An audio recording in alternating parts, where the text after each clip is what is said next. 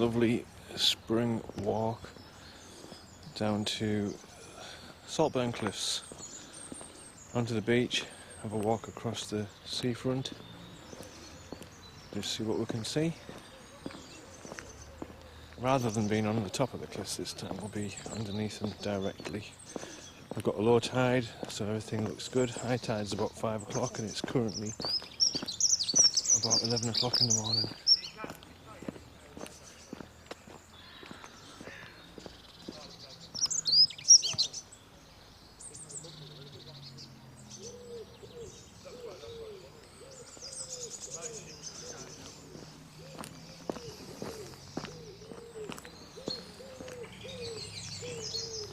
I'm also going to be taking it a little bit easier today. Still nursing a bit of a knee injury, and that kind of reminds me a little bit about how depression works, and sometimes we're a little bit unsure whether or not we might be suffering with depression, and kind of what is depression really. So I might do a little bit more talking about that today, tell you a little bit of the different trains of thought around what depression is, and is it a bad thing, is it a good thing? So hopefully might give you some things to think about in the process.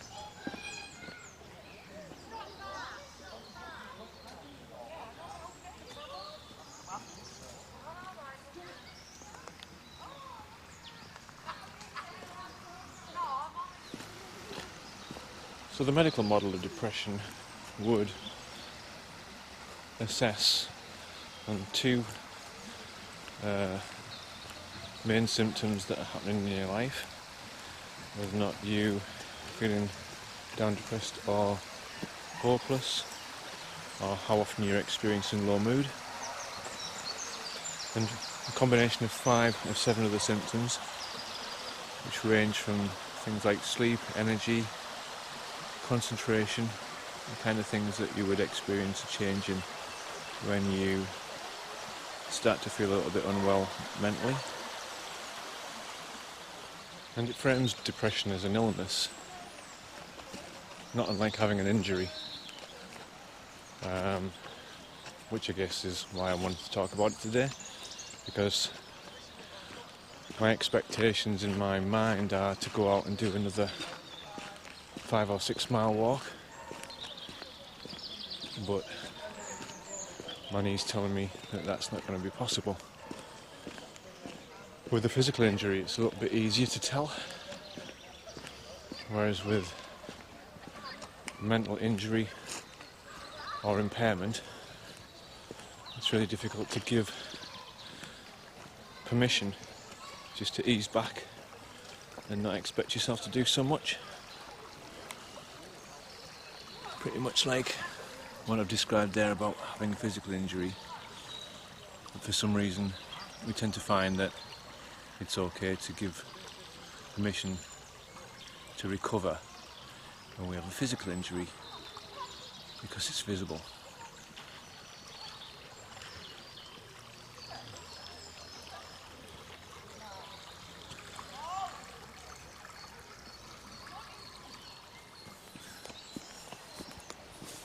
So if you think just for a minute about how that works, specifically when our expectations are high and our ability is less than or not equal to that expectation,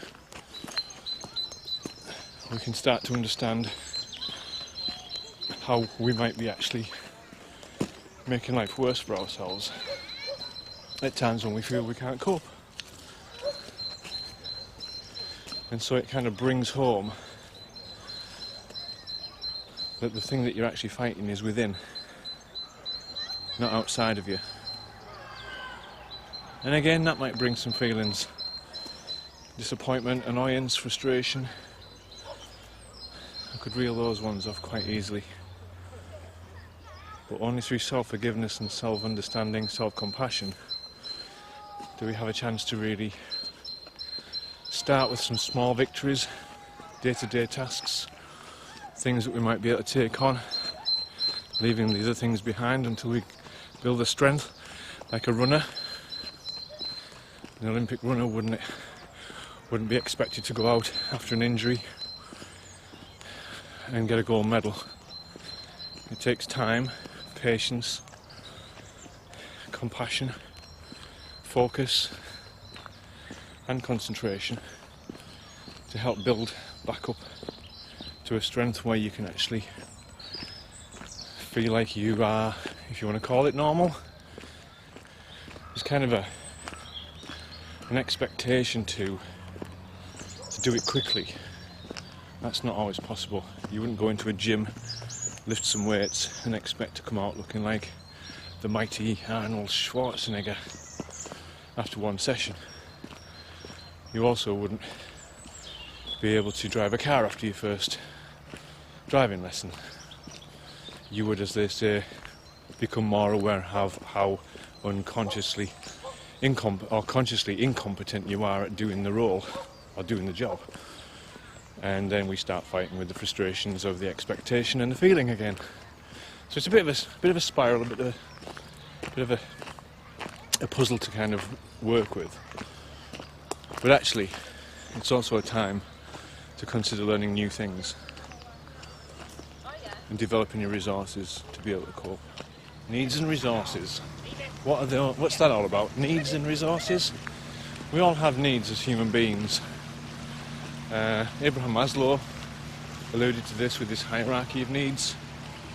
The idea that we all have physiological needs that need to be met. We all have a sense of security required in order to function more readily. So security is important. A sense of belonging, whether that be to family, friendship, social circles, a bit of the herd pack mentality, I suppose.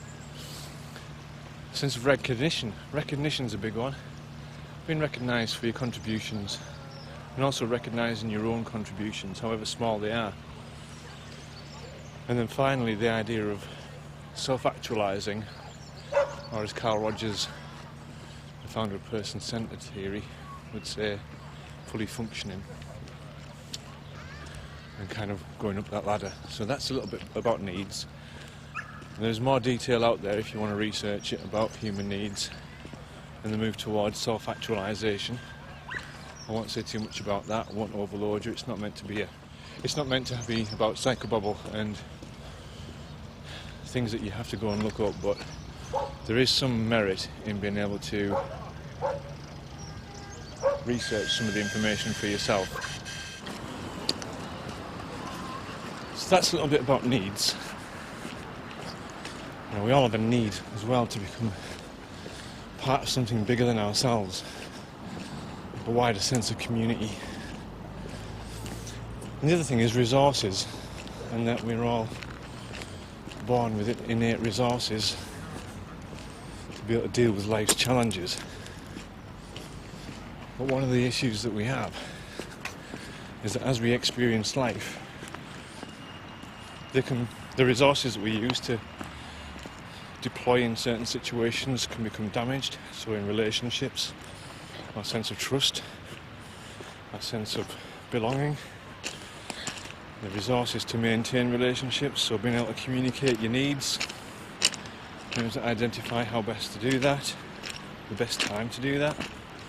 Communication is a big part of recovery in depression, as I've found. I've had to learn how to communicate differently with the people around me and accept my part in the fact that some of my resources became damaged or weren't developed in a way to suit me better, to suit my needs better. Once you start to think about it that way, it starts to become a little bit depersonalised. It's not something that's wrong with you, it's just something that you maybe haven't had the opportunity to learn. You maybe haven't been given the opportunities, maybe not had a family environment that's been conducive to developing those skills. So there's quite a few things to consider before we get to it's all my fault or I'm to blame. And whilst there might be some benefit in acknowledging some of the things that you might have done which haven't been helpful for the relationships or for the lifestyle that you've been living. It's also worth taking a moment to think about what might not have been given to you or helped develop for you, why that might have not have been. There may be some feelings towards parents, and it's okay to dislike your parents. It doesn't stop you loving them. But often if we ever feel that way, it can make us feel like a bad person, so that reinforces the guilt, which reinforces the depression, which then we're in the cycle again. So this kind of just goes round and round, but we, the individual, hold the key.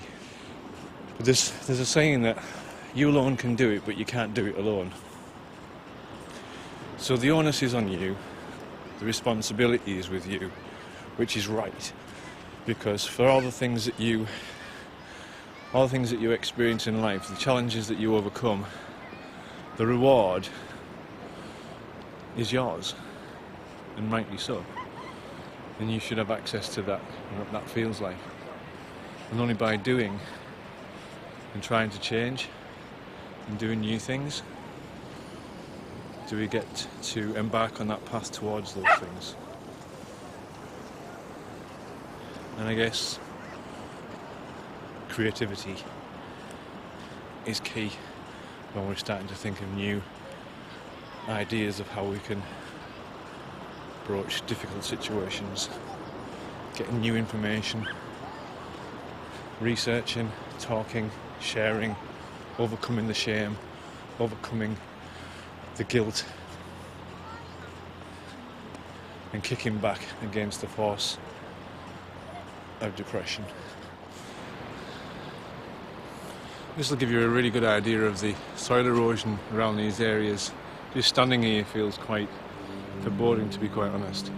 But if you can see there, one huge, I'd say about 20 to 25 feet depth from the front of the cliff to the back. It's kind of dropped. See if I can get a better idea with the light. It is absolutely huge, the amount that that's dropped. Almost making a doorway, which isn't quite a doorway, to be honest.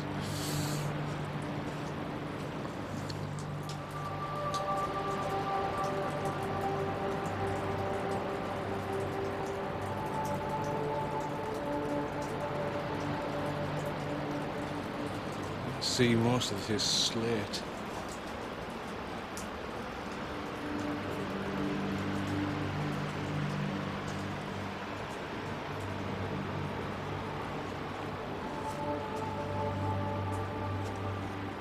At high tide, this would be getting battered by the sea.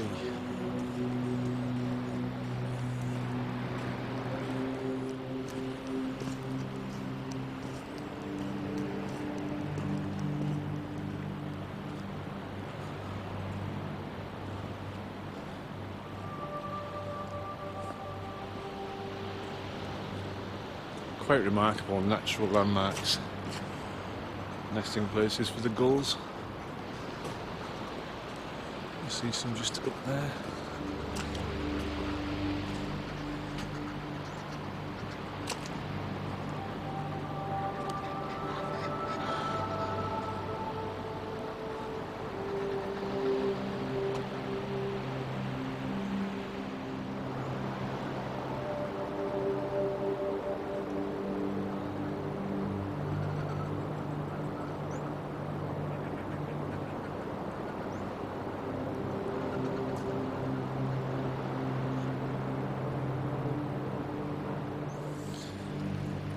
You can just see how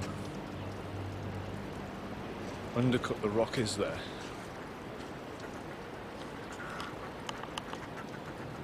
Kind of puts it into perspective how much is actually overhanging just in this one section.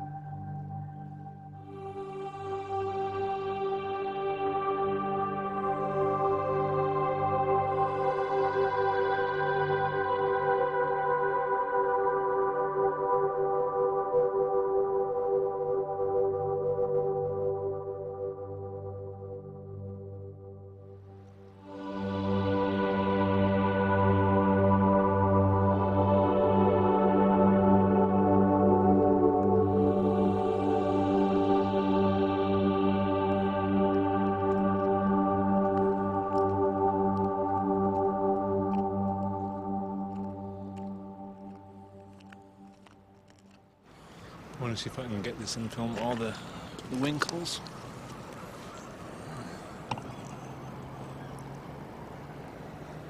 Masses of them. You see a lot of these as kids. Then there was reported pollution levels, so it was ill-advised to eat them.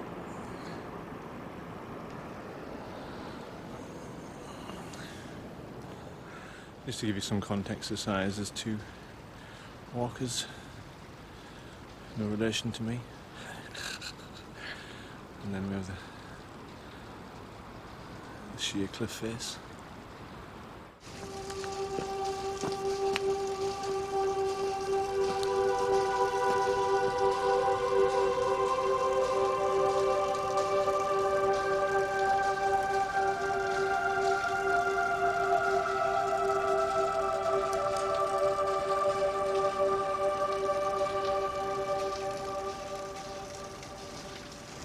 This again kind of is more of the mindfulness thing for me. It's kind of just appreciating and just looking, focusing, not thinking about anything greatly other than just being here.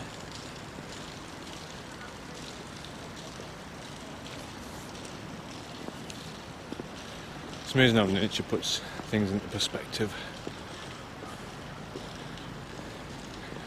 How small I feel next to these cliffs.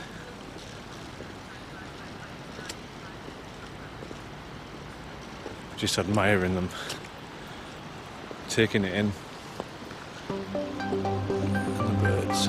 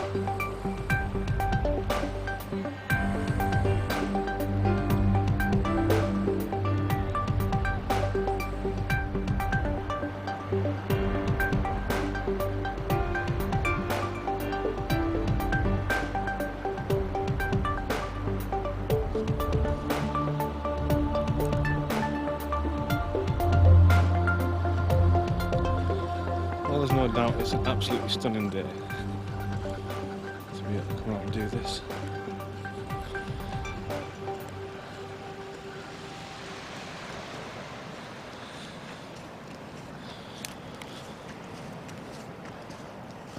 So these talks are a little bit more about mental health and well-being, mindfulness. Depression does feature quite a bit. There's probably a lot of people suffering at the moment still. Not sure whether or not we will make it out of lockdown. There's obviously quite a lot you can be doing and what you can't do. If you want to know a little bit more about the effects of depression, a good video on YouTube is The Black Dog of Depression. It's a short animated, maybe 10-minute animation, telling you a lot about how depression works, and a great analogy in using the black dog. The theme tune that I've started to adopt for these videos is actually called the Black Dog Ditty. It's a bit of a different take on it. Depression always seems to think it's in charge, or we give it that kind of charge. And in the last verse, it's about regaining control, but never living outside of depression. I guess once you've experienced it, it'll still be there in some form or other. This dog doesn't seem to think that anything like that bothers him. The white dog of hope, maybe. The white dog of hope, bless him. You bark, son. You bark all over my video, I don't care.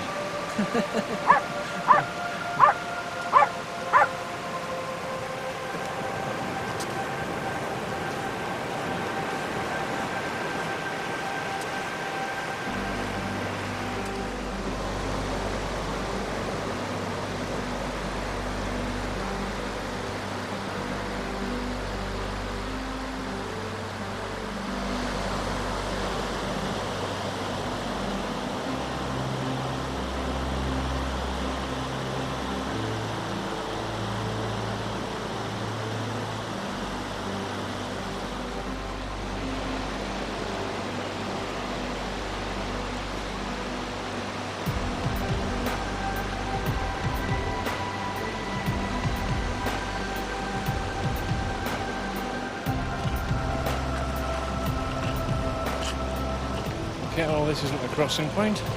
I head over to the pier. So I'm going to have to go up to the bridge first.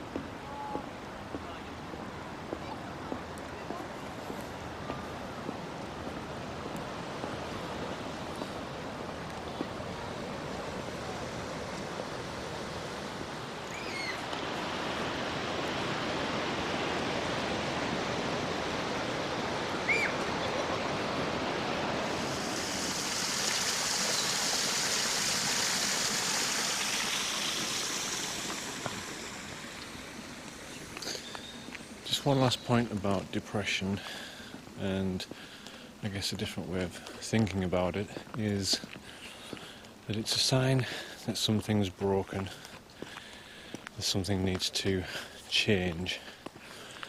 And one of the things that we can be faced with is wanting to change other people, that we see them as the source of an issue, and whilst their behaviour might not be agreeable or appropriate, Albert Adler proposes that by changing ourselves, people change in response to that. It's something that I've found to be true, particularly in the last 8 to 10 months, gradually adopting a different way of being, thinking of the mindfulness and how that allows me a bit of space to contact thoughts, feelings. I've said this before, feelings are just feelings. They're universal, we all experience them. It's how we deal with them that differs from person to person. And so, if we've learned ways of dealing with anger and shame, for example, that become maladaptive as we get older, then maybe that's what's broken. And maybe that's something we can do something about. learning new ways of being, new ways of managing, new ways of coping. Just something to consider. So I'm just going to sign off now as we walk up Hazel Grove back home. Thanks for watching again. Keep safe. Be well. Until next time, I'll see you later.